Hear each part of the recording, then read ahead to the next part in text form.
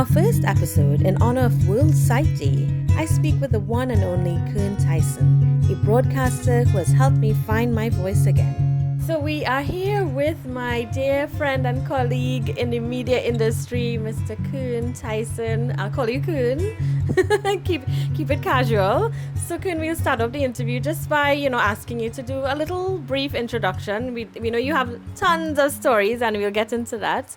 But just briefly introduce yourself to the world. All right, it's nice chatting with you, Vicky, and nice to reconnect again.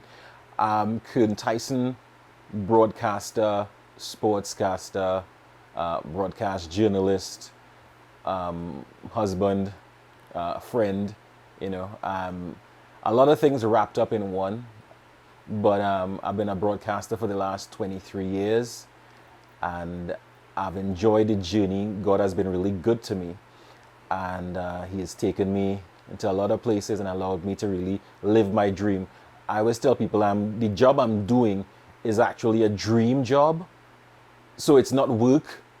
It's fun because it's my dream. So every time I go on the radio, every time I do a sports cast, I feel as if I'm living a dream. And it's really unfair. And it's almost scandalous to call it work because it doesn't feel like work. It feels like fun. And that is the dream, because you hear a lot of people saying, do what you love and never work a day in your life. So it sounds, like an absolute dream. And how did this dream start, from a young age? It started, at a young age. I loved radio. And anybody, they will tell you that the radio is really a blind man's best friend. So I grew up listening to radio. And I would always, those days you had the cassette recorders and you'd record your voice, record other people's voice. And I think when I turned 16, before that I wanted to be a lawyer.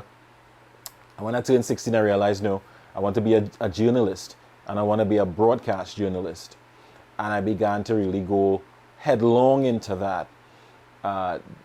Did literature and history and English and those nice subjects that requires writing, because I like to write, but I also love to speak and to debate.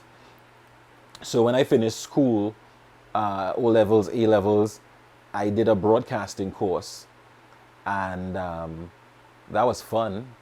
And then I had to wait for 3 years to get into the media. And then when I got in 2002, everything just changed. And from there, it got better and better every year. And in a nutshell, here I am today. So tell me a bit about the schools you went to. I know sometimes in these interviews it's an opportunity to reflect on your time there. Yeah, it is. Yeah. It is. I went to school for blind from 1983 to 1988. Then I went to Santa Cruz, Roman Catholic. I went to Sawa Secondary for a year and a term. And then my mother gave me the best news ever. She says, we're going home. And home is Vestini. Oh. And when she said we're moving back home, I went crazy, because Vestini Library is home. So when I went back there, I transferred to Vestini Government Secondary, which was a real watershed time in my life. That's where I discovered a lot of things about myself. And I found teachers there that were just so willing to explore and to teach and to find ways of teaching. Found a bunch of teachers that were just willing to teach. They didn't care about, Kern Tyson blind. It's like, we're gonna teach you. Because blindness and stupidity is not the same thing.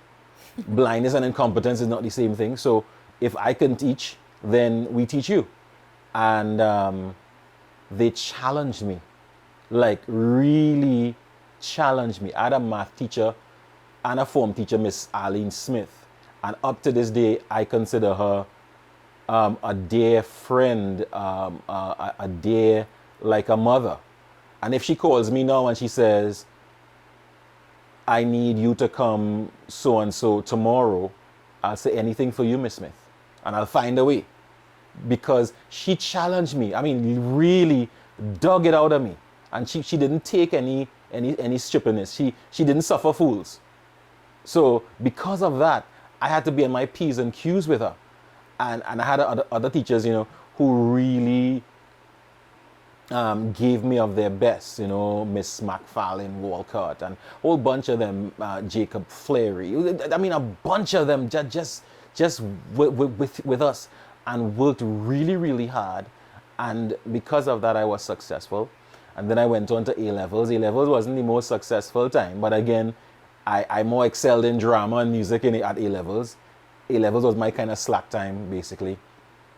But even that was an experience. I met a guy at in Point Fortin Senior Secondary. He's dead now, called Arthur Lewis, and he taught me drama, and he taught me to respect everybody's living and job. If somebody's picking up bottles at the side of the road, you can't laugh at that. That's somebody's living. He taught me that, and that lesson stayed with me and has stayed with me up to today. So school for me was amazing. But it wasn't just formal education. It was the things you learn, the subtle nuances, the importance of reading a room and understanding humanity and all of that. And I think I was blessed, and I'm still blessed to have a very good education. Yeah, and I think that definitely lays the foundation for a successful career. Even it could be small experiences in primary school. Like I still remember reciting a poem at my standard 5 graduation, and I think that was my first experience speaking publicly, and that led me to pursue this career as well in broadcast journalism. So I really like that reflection on your school life. But let's talk a bit more. Let's go way back to when Kern Tyson was born. Where were you born, Kern? If you don't mind me asking, all your government business. No, that's all good. It's a pleasure to talk about that because I was born, San Fernando General Hospital, but Vesini Village Labrie, and through, I'm a Vesini boy. I'm a Labrie boy. Even if I spend a whole lot of time outside of it, that's where my heart is. There, somewhere there, I left a piece of me in Vesini Village Labrie. At 2 weeks old, I think my mother realized I was visually impaired. And she went to doctors and they told her different things. One doctor actually, to me, gave her the best diagnosis ever. Doctor told her he's brain damaged. And up to this day, I laugh at that. And I tell my friends, the doctor says I was brain damaged, maybe he's correct. We laugh at that. But I had to go to Canada in 1981 to figure out what it was. It was a deficiency of cones. And then I developed character conus, which affects the cornea of the eye. So all of that. But my mother and father, I think they tried to make it as normal as possible. My mother was a teacher. I think she still thinks she is a teacher. And again, they didn't really give an inch. As loving as she was, as loving as they were, they didn't really give an inch. They pushed and they expected more and they expected better. And because of that, they tried to make life as quote unquote normal as possible. So, taught me to speak well very, very early. My mother was a big fan of going through the dictionary. So I learned words at an early age, and I was fascinated by language and words. I'm still fascinated by language and speaking well and understanding how words work. So she helped me with that, And growing up was fun. I think I was a bit of a softie, a real softie. But growing up was really fun for me. Your stories about Vesini sounds a lot of, like my experience in Mayaro as well. You can go wherever and you always sort of find home there. Yeah, home is where the heart is. Yeah. And I remember going to the beach and enjoying being on the beach. And my mother allowed me to be in the water and to play and I just enjoy the beach. Going to the beach is like equivalent to going to KFC for a child. Let's go to the beach. Yeah, we're going to the beach. So I love that. My mother was gracious enough to take me, as I said, to Canada. And I have this memory, Vicky, of being in Montreal at 3 years old, winter time. And my mother had a friend called Janet. She was, well, to me, she was big because I'm so small. And she had these big hands and she would throw me into the snow. And I enjoyed she would hurl me into the snow, face first into the snow. And being a 3-year-old, I'll run back to her and she would say, oh, you want some more? And she basically hurled me into the snow again. And my mother said, I found she was so rough, but I didn't feel any kind of roughness. I found that was just so much fun being hurled into the snow. And at 3 years old in Canada, I learned to spell mittens and gloves. And who wants to spell mittens at 3 years old? And I asked my mother, how do you spell mittens? How do you spell gloves? Because I had to wear mittens and she had to wear gloves. So it was an experience. Christmas time in Canada, that was a fantastic experience. And even though it was like 44 years ago, I still have vivid memories of being in Canada for Christmas.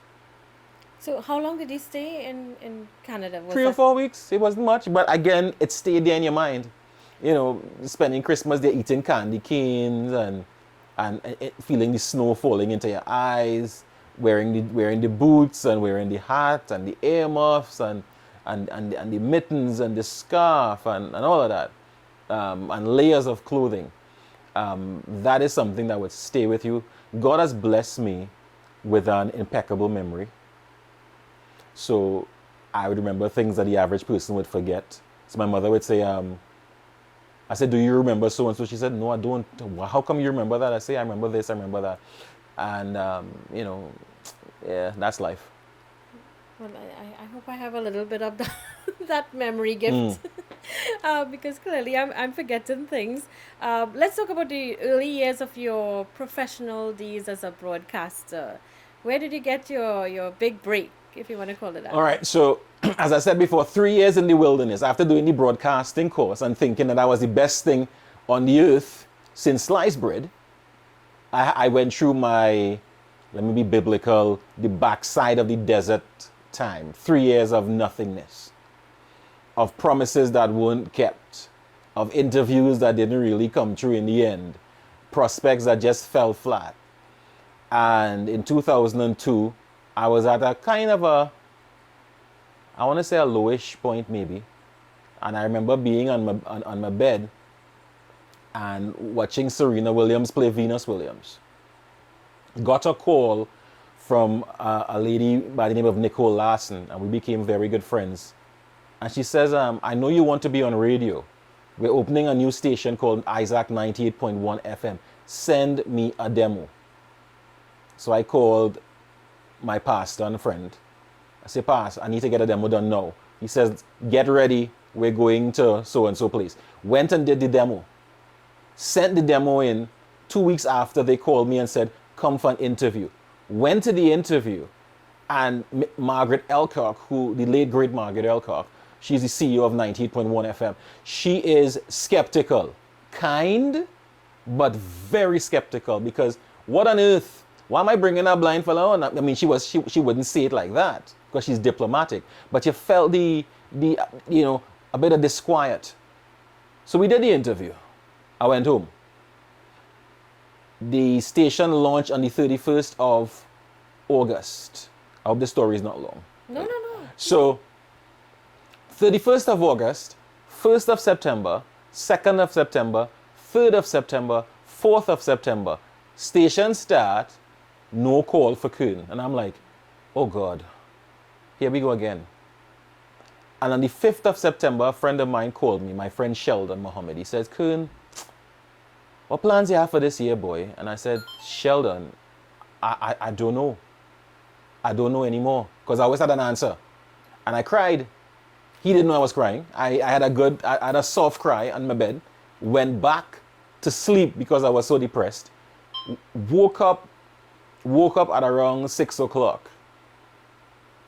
And at around 6:30, 6:45, the phone rang. And I picked up the phone and I heard, Kern, it's Nicole. I said, hey, Nick. She says, come tomorrow to 98. We have a meeting. And Vicky, I put the phone down calmly And in my house in Vesini, there's a long corridor. And I ran up and down the corridor. And then I stopped and I said, what if they're calling you for a meeting to tell you that there's no, you're not getting through? So again, I went back into a tailspin of depression. The next day they said, I went to the meeting, they said, yeah, you're going to be with us. You're going to work 1 day a week. And not every week.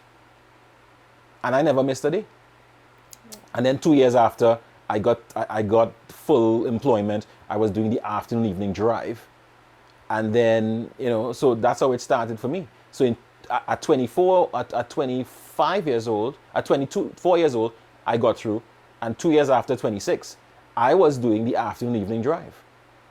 Yeah. And it's like, whoa, how, and it was just amazing learning and growing. And as I said, doing a dream job was amazing. And having that evening drive, that means, well, obviously, people would get to know the name Kern Tyson. How was that experience? It depends. I mean, people liked what they heard. Some didn't. Some felt I was controversial. Actually, I felt sometimes that my boss felt I was too controversial, because I was willing to talk about the controversial stuff, talk about sports a lot, but talk about politics. So at that time, PNM was in power. 2004, 5, 6, 7.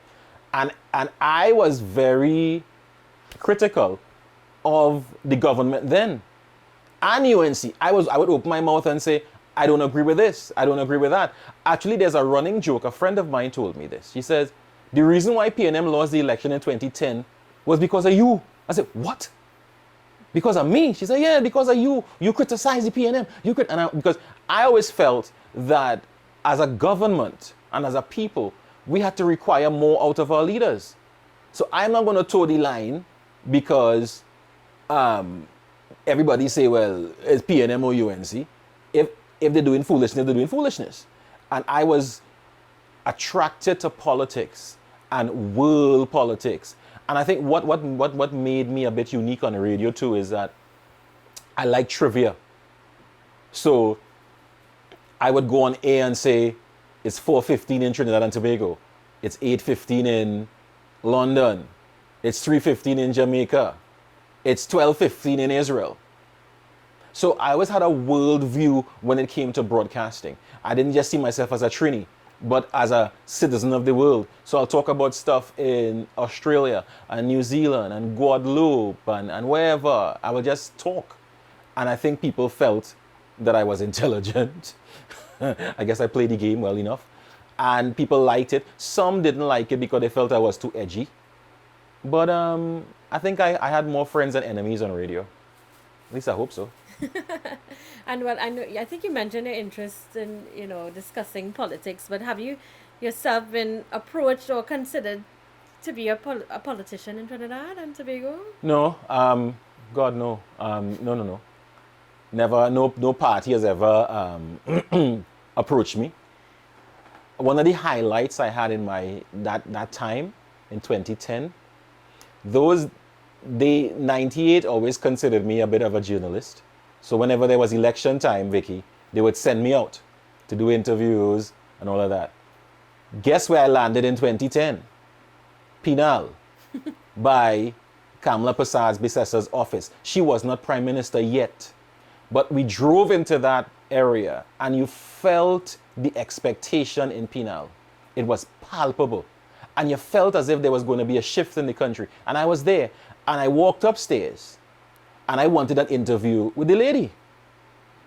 She was going to have a news conference at 8 o'clock to say that she won the superior seat. My father pushed through and he said to her, listen. He said, Kern, what do I call her? I said, you better call her Madam Prime Minister, And he said, Madam Prime Minister. She wasn't even Prime Minister yet. He says, we have a journalist here. He's visually impaired. He wants to interview you. He wants to talk to you. And in the middle of the press conference, he says, for those of you listening on 98.1 FM, I've just retained my seat. And all I wanted from Kamala Prasad Besessa was, all I wanted her to say was 98.1 FM. And I got my, got your scoop there. And it was an amazing experience. And she was so patient so accommodating. And if you talk to my former boss, Brian Carter, he say, Kern, remember that day, boy, when they get the interview from Kamala? And he says to me, you're wasted in sports. I want you in news. You're wasted in sports. I don't want you in sports anymore. But sports is my baby. But that day that was indelibly etched in my mind, because about 2 hours after, Miss Kamala Prasad Bisesa became Prime Minister. And I said, Kern, you are part of this whole movement, because the atmosphere was electric. And to get her, even in a 15-second interview, and she mentioned my radio station, I felt it was a huge feather in my cap. I wanted to come forward a little bit now, and find out about your life now. I know you're 3 years married. Tell me a bit about your home life, your family life now. It has been, let me say this, the last 7 or 8 years has been really, really crazy. Has been one of those rides. It's like I feel as if God put me on the biggest roller coaster that has ever been built. And this roller coaster is hurtling at around maybe 8,000 or 9,000 miles an hour. And I've experienced some highs and some gut-wrenching lows. And before we talk about the highs, we must talk about a bit of the lows. So I was married before.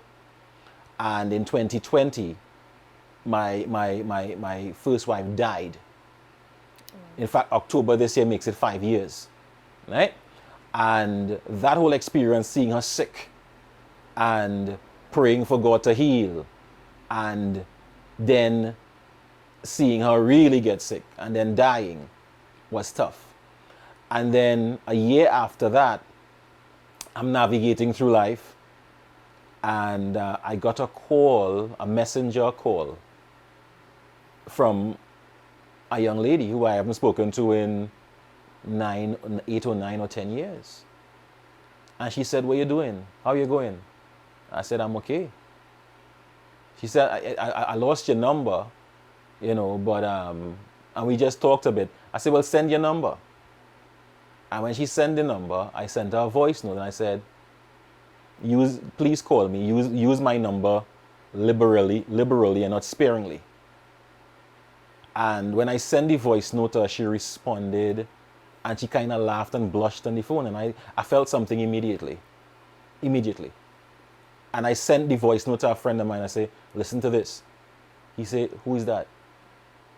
And from that day, this young lady became the most important person in my life. Her name is Sparkle. And we became, again, we were friends before, but we became friendly and fast lovers. And in October that year, I said to her, I want you to be my girlfriend. And then I said, I want to marry you. And she's like, what? You're now talking about girlfriend, you want to marry me? I say, yeah, I want to marry. And then she says, when you want to marry me? I said, well, 2023. She said, that's too long. I said, but you just say you're not ready for you know if you want to marry yet. She said, well, 2022. I said, but she didn't even say yes. She didn't even say yes yet, but she was planning the wedding. It was amazing. She was planning the wedding. When I went home, she's planning date. And we began to plan a wedding. And as I keep saying, the next day we talking about wedding and so on. But she didn't formally say yes. I said, you're planning to marry me and you haven't said yes yet. And she asked me again. And I asked again and she said yes. And we got married July 9th, 2023. 2022 rather. Yeah, 2022. So it's 3 years since we've been married. And again, it's been a journey. As I said, the last few years has been really, really a strange time. But in the midst of hardship, God always sends comfort, and he sent that in the form of Sparkle. It's a lovely love story, and I don't remember saying yes either. Richard and I were talking the other day, and he just showed up in my yard, right? That's our story, and he asked my father, right? And that was like a long time thing. But yes, I'm glad you asked her again. So you sure? Yeah. You sure? She said yes, and she's definitely added that sparkle to your life. Of course.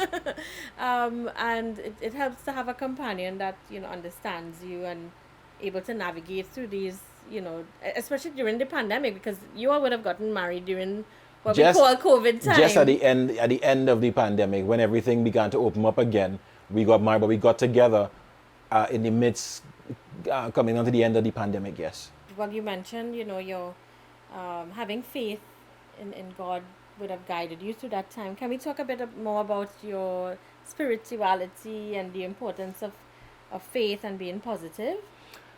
Yeah, we can. I I became a Christian in 1990. I was 11 years old, going on 12, and it's like, I think Peter Kelly said it beautifully. It's like realizing that God was on FM and you were on AM. And suddenly you came onto the right frequency. And from that time, I mean, I've been a perfect believer, of course. But I think God has been really, really good. And the older I get, I realize how much I need Him and how much He has been there for me. I remember in 2008, I was going off to New Zealand to cover cricket. And I had this plan. I'm going New Zealand. And I saw how the Lord really worked everything out. There was a day I needed to get a bank draft, to get my visa and so on, to pay for my visa for New Zealand. And I didn't know what to do, how to get a bank draft. Vicky, I just didn't know what to do. And I felt God saying to me, Kern, call your aunt. I say, yeah, but God, if I call her, she's going to buff me. No, we were very close, but she's very, she was a stickler for stuff, and she would talk to you in a certain way. I say, Lord, I can't take in buff right now, And He says, well, you have two choices. Don't call her and don't go New Zealand, or call her and take your buff. So He told me I was going to get buff. And I called her, and she spoke to me a little roughly, but she did what I asked her to do, and everything worked, and I went off to New Zealand. So even in my sports, my travels with sports, I felt the presence of God, literally. It's not a figment of my imagination. It is not me trying to be cute. I really felt God with me when I traveled to England, traveled to New Zealand, when I'm navigating, doing, whatever I do in life, I really feel that He is with me. Even when I went through tough times, losing a wife, being in the hospital with her, seeing all of that challenge, you felt as if He was there and giving you that peace. And even now, where there is always a bit of uncertainty, you still feel as if, the Father continues to guide me. I like that a lot. And well, we could stay here whole day, but I don't know if I would remain standing for that long. What would you say, Kern, is the biggest challenge facing visually impaired persons in Trinidad and Tobago right now? The system is not built for us. Those who are disabled, when I was younger, Vicky, I had this kind of bravado that the biggest problem was me. The biggest challenge I have is me. And I liked saying it, and I believed it. But the older I get, I realize the system in TNT is really designed for you as a visually impaired person or as somebody with disability to fail. Because it's more comfortable for them to keep you in your place. And if you want to go forward, be prepared to fight twice as hard. I've experienced that in sports. Who wants to hear a sports journalist who is blind? And you get the pushbacks, whether it be overt or covert, you get the pushbacks. And whatever field you want to get into, you have to work 10 times as hard as anybody else for maybe half the reward. So there isn't equity in the country, or even we don't really want equality. You want equity. You want the playing field to be leveled, and that's the challenge people who are visually impaired face in this country. A lot of my friends are qualified but can't really break through. There's that glass ceiling. You can't really break through because of your disability. And sometimes it's very, very hard. There are times you'll get depressed because I remember last year sending off a proposal to do some stuff for sports. And the response I got insulted my intelligence. And I also don't suffer fools. And I was very, very, I wasn't just sad. I was angry at the response.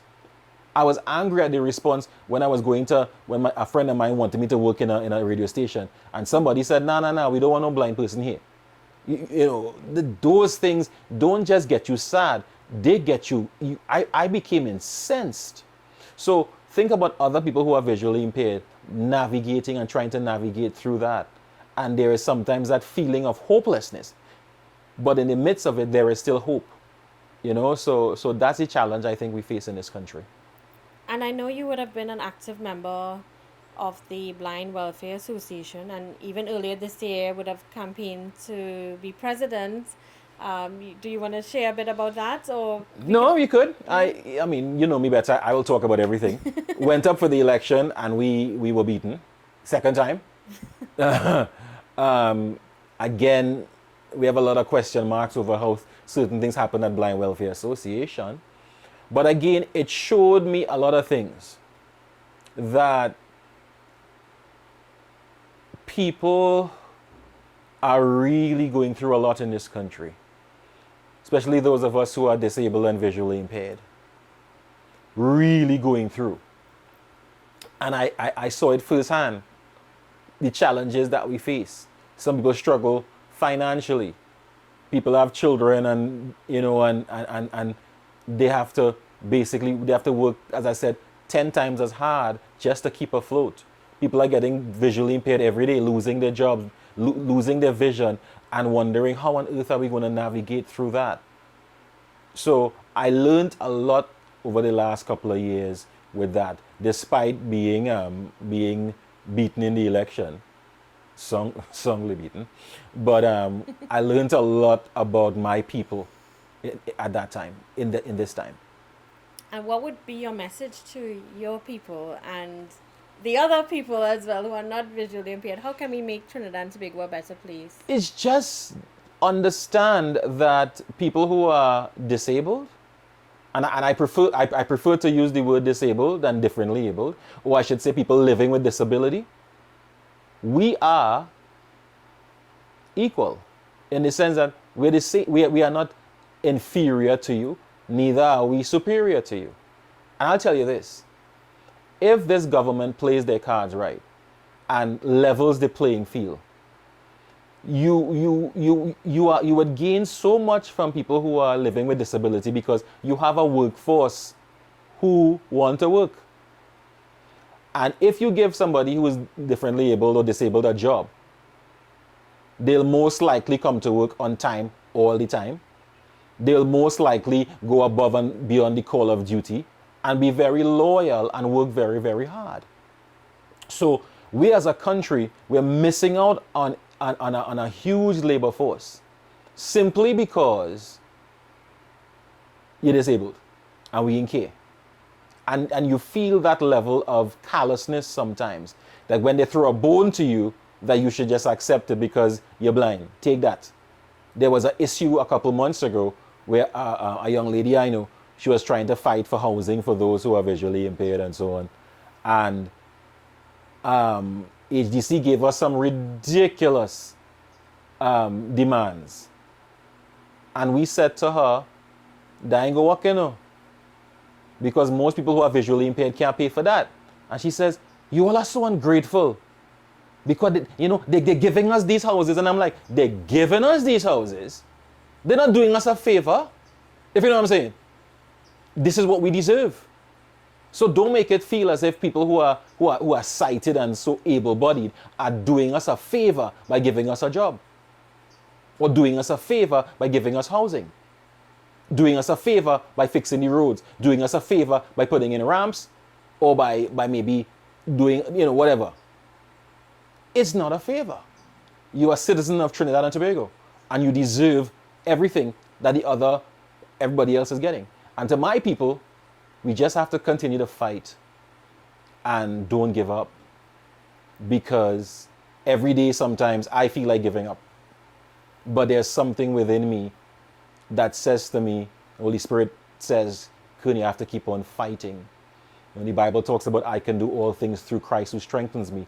And all things mean the good things, like winning. And even when you lose, you can still lose through Christ who strengthens you, because he gives you the grace to handle a defeat, to handle disappointment. So whether it be disappointment, or whether it be victories, whether it be wealth, or whether it be poverty, I can do all things through Christ who strengthens me. Wow, I think we can't have a better ending than that.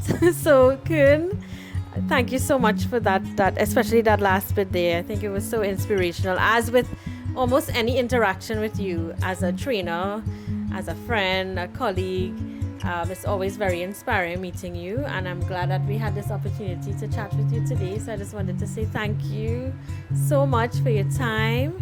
And Richard and I, we wish you all the very best, you and Sparkle and your family, all the very best going forward. And yeah, we would definitely look forward to seeing great things from you, hearing your voice on air, and you continue doing the good work that you are. Blessings, appreciate it. And that's a wrap. Thanks for joining me on Vicky and Friends. Remember to subscribe to TriniTropical TV on YouTube for more episodes. You can also follow me on all your social platforms at TriniVix. Until next time, bye.